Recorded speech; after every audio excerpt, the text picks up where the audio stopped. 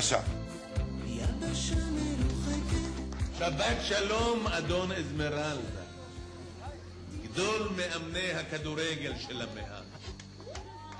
לך תלבש את החולצה מספר 9 ותעלה מיד למגרש. לא עולה. אתה שחקן כדורגל מעולה, אבל הראש ממולא. הרגליים שלך רצות, אבל השכל הולך לאט מאוד. לך תלבש את החולצה מספר 9 ותעלה מיד למגרש. תביט, זה חיים, זה כדורגל.